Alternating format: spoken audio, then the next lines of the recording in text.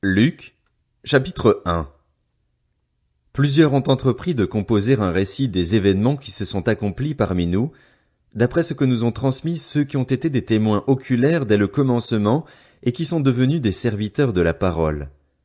Il m'a donc paru bon à moi aussi, qui me suis soigneusement informé sur toutes ces choses dès l'origine, de te les exposer par écrit d'une manière suivie, excellent Théophile, afin que tu reconnaisses la certitude des enseignements que tu as reçus. Durant le règne d'Hérode sur la Judée, il y avait un prêtre du nom de Zacharie, de la classe d'Abia. Sa femme était une descendante d'Aaron et s'appelait Élisabeth. Tous deux étaient justes devant Dieu, ils suivaient d'une manière irréprochable tous les commandements et toutes les lois du Seigneur. Ils n'avaient pas d'enfants, parce qu'Élisabeth était stérile, et ils étaient l'un et l'autre d'un âge avancé. Or, pendant que Zacharie remplissait sa fonction de prêtre devant Dieu, c'était le tour de sa classe, il fut désigné par le sort, d'après la règle en vigueur pour les prêtres, pour entrer dans le temple du Seigneur et y brûler le parfum. Toute la multitude du peuple était dehors en prière, à l'heure de l'offrande du parfum. Alors un ange du Seigneur apparut à Zacharie et se tint debout à droite de l'autel des parfums. Zacharie fut troublé en le voyant et la peur s'empara de lui. Mais l'ange lui dit, « N'aie pas peur, Zacharie, car ta prière a été exaucée. Ta femme Élisabeth te donnera un fils et tu l'appelleras Jean. Il sera pour toi un sujet de joie et d'allégresse et beaucoup se réjouiront de sa naissance, car il sera grand devant le Seigneur. Il ne boira ni vin ni boisson alcoolisée et il sera rempli de l'Esprit Saint dès le ventre de sa mère. Il ramènera beaucoup d'Israélites au Seigneur, leur Dieu. Il marchera devant Dieu avec l'esprit et la puissance d'Élie pour ramener le cœur des pères vers leurs enfants et les rebelles à la sagesse des justes, afin de préparer pour le Seigneur un peuple bien disposé. Zacharie dit à l'ange, « À quoi reconnaîtrai-je cela? En effet, je suis vieux et ma femme est d'un âge avancé. » L'ange lui répondit, « Je suis Gabriel, je me tiens devant Dieu. J'ai été envoyé pour te parler et pour t'annoncer cette bonne nouvelle. Voici, tu seras muet et tu ne pourras plus parler jusqu'au jour où cela arrivera, parce que tu n'as pas cru à mes paroles qui s'accompliront au moment voulu. » Cependant, le peuple attendait Zacharie et s'étonnait qu'il s'attarde si longtemps dans le temple. Quand il sortit, il ne pouvait pas leur parler, et ils comprirent qu'il avait eu une vision dans le temple. Il s'exprimait par signes et il resta muet. Lorsque ses jours de service furent terminés, il rentra chez lui. Quelque temps après, sa femme Élisabeth fut enceinte. Elle se cacha pendant 5 mois, disant, « C'est l'œuvre que le Seigneur a faite quand il a porté le regard sur moi pour enlever ce qui faisait ma honte parmi les hommes. » Le 6e mois, l'ange Gabriel fut envoyé par Dieu dans une ville de Galilée, appelée Nazareth, chez une vierge fiancée à un homme de la famille de David, appelé Joseph. Le nom de la vierge était Marie. L'ange entra chez elle et dit, « Je te salue, toi à qui une grâce a été faite, le Seigneur est avec toi. Tu es bénie parmi les femmes. » Troublée par cette parole, Marie se demandait ce que pouvait signifier une telle salutation. L'ange lui dit, « N'aie pas peur, Marie, car tu as trouvé grâce auprès de Dieu. Voici que tu seras enceinte. Tu mettras au monde un fils et tu lui donneras le nom de Jésus. Il sera grand et sera appelé Fils du Très-Haut, et le Seigneur Dieu lui donnera le trône de David, son ancêtre.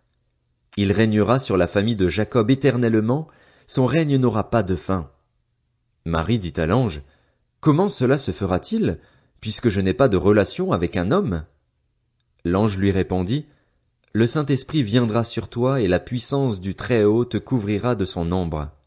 C'est pourquoi le saint enfant qui naîtra sera appelé Fils de Dieu.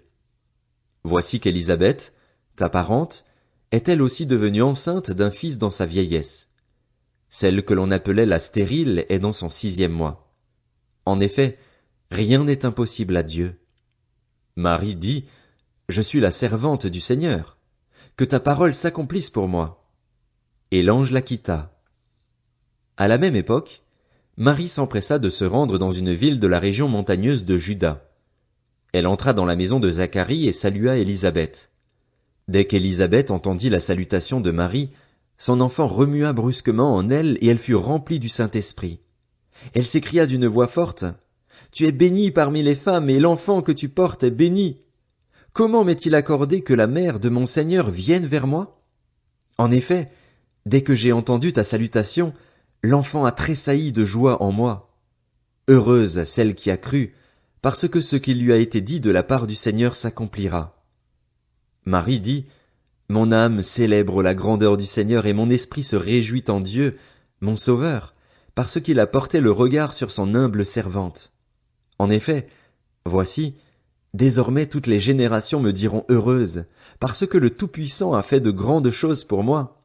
Son nom est saint, et sa bonté s'étend de génération en génération sur ceux qui le craignent.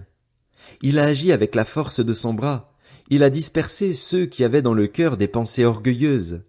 Il a renversé les puissants de leur trône et il a élevé les humbles.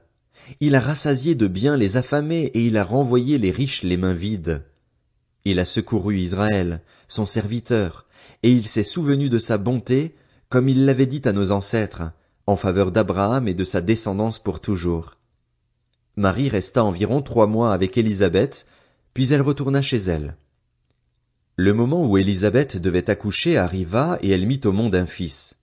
Ses voisins et ses parents apprirent que le Seigneur avait fait preuve d'une grande bonté envers elle, et ils se réjouirent avec elle. Le 8e jour, ils vinrent pour circoncire l'enfant. Ils voulaient l'appeler Zacharie, d'après le nom de son père, mais sa mère prit la parole et dit, « Non, il sera appelé Jean. » Ils lui dirent, « Il n'y a dans ta parenté personne qui porte ce nom. » Et ils firent des signes à son père pour savoir comment il voulait qu'on l'appelle. Zacharie demanda une tablette et il écrivit, « Son nom est Jean. » Tous furent dans l'étonnement. Immédiatement sa bouche s'ouvrit, sa langue se délia, et il parlait et bénissait Dieu. La crainte s'empara de tous les habitants des environs, et dans toute la région montagneuse de Judée on s'entretenait de tous ces événements.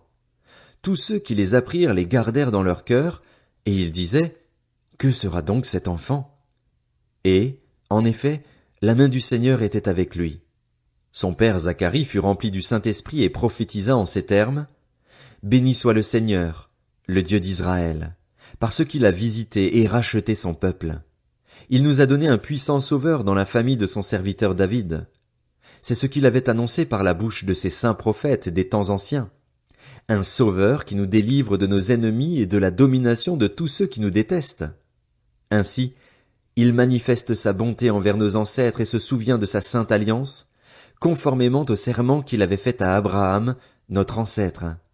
Il avait juré qu'après nous avoir délivrés de nos ennemis, il nous accorderait de le servir sans crainte, en marchant devant lui dans la sainteté et dans la justice tous les jours de notre vie. Et toi, petit enfant, tu seras appelé prophète du Très-Haut, car tu marcheras sous le regard du Seigneur pour préparer ses chemins et pour donner à son peuple la connaissance du salut par le pardon de ses péchés, à cause de la profonde bonté de notre Dieu. Grâce à elle, le soleil levant nous a visités d'en haut pour éclairer ceux qui sont assis dans les ténèbres et dans l'ombre de la mort, pour diriger nos pas sur le chemin de la paix. L'enfant grandissait et se fortifiait en esprit. Il resta dans les déserts jusqu'au jour où il se présenta devant Israël.